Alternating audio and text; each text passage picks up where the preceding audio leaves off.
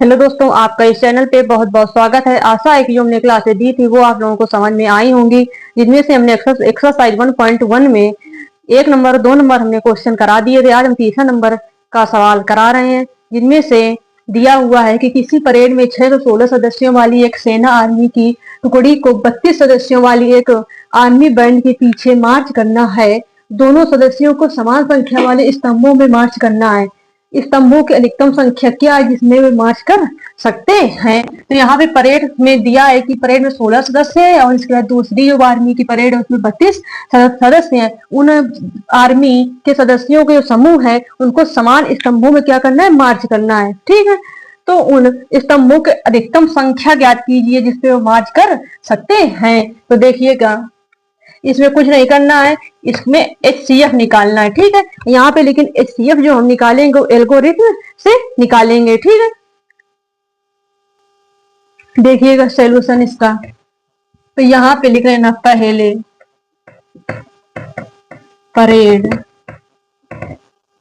Parade में army सदस्यों की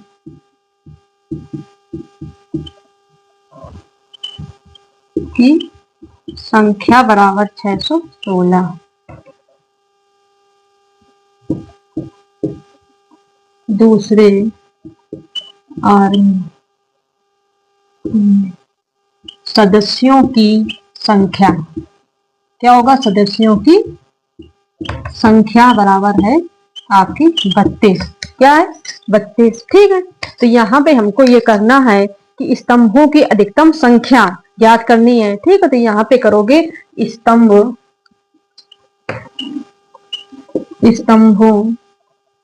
की अधिकतम संख्या, मतलब आपको निकालना है यहाँ पे अधिकतम संख्या में निकालना है HCF बराबर क्वेश्चन मार्क। ठीक, तो देखिएगा अब यहाँ पे यूक्लिड विभाजन के अकॉर्डिंग किया जाएगा। तो देखिए, यूक्लिड विभाजन एल्गोरिथम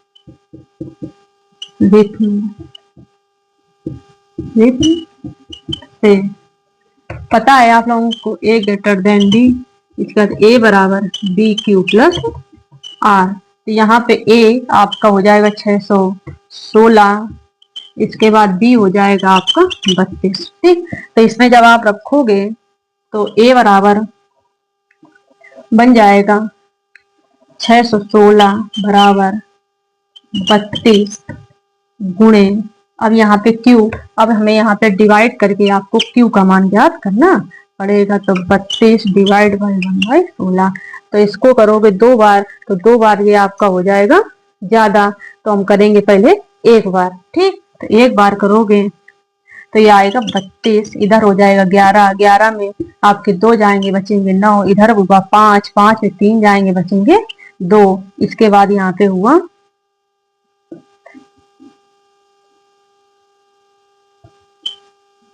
29, जाएगा नहीं तो इसमें कैरी 6 करेंगे, फिर इसके बाद चला जाएगा ये 9 बार, 9 दूनी 8 दूनी 16, इसके बाद 8 दूनी 16, सॉरी 9 दूनी 18, 9 दूनी 18, इसके बाद 9 तिया 27, 27 से 28, तो इधर होगा 16, 16 में 8, इधर 0 हुआ, इधर हुआ 8, तो शेष कितना आया? शेष आ गया आपका 8, और इसके बाद आपका जो भागफल आ जाएगा 19। ठीक, तो देखिए, तो यहाँ पे आपका आ जाएगा 19 प्लस 8। क्या बन जाएगा? 19 प्लस 8, ये हो जाएगा आपका। इसके बाद यहाँ पे अभी लेकिन आपका क्या है? शेष फल नॉट इक्वल टू 0। यहाँ पे जब तक ये क्रिया हम करते हैं, जब तक आपका शेष फल क्या होता है? 0 नहीं हो जाता है, तो हम ये स्टेप पुनः फिर करेंगे। ठीक है, तो ये आपका स्टेप हुआ फर्स्ट, स्टेप हो गया ये आपका फर्स्ट।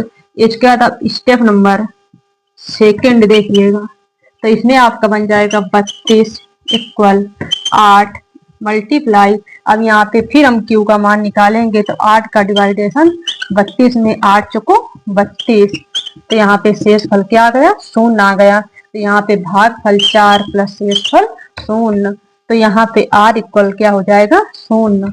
r इक्वल शून्य।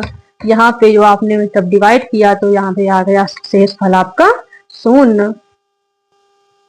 तो यहाँ पे शून्य आ गया।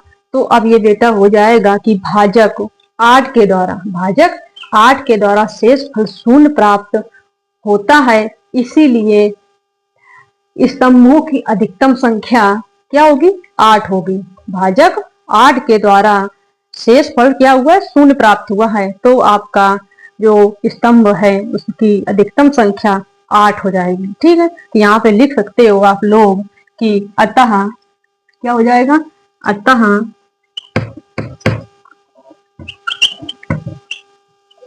भाजक 8 के द्वारा शेषफल शून्य प्राप्त हुआ है,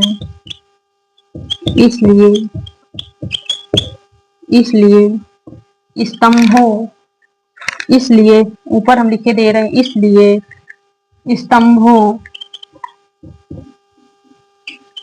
की संख्या बराबर 8। ये आपका क्या हो जाएगा, आंसर। ठीक, तो अधिकतम स्तंभों की संख्या क्या होगी, 8 होगी, जिसमें जो आपके आर्मी सदस्य हैं वो क्या कर सकते हैं, मार्च कर सकते हैं एक समान समूह में। आशा है कि आप लोगों को समझ में आई होगी ये क्लास। और हम अपनी नेक्स्ट क्लास में अगला क्वेश्चन आप लोगों को कराएंगे। Thank you so much, take care, bye bye.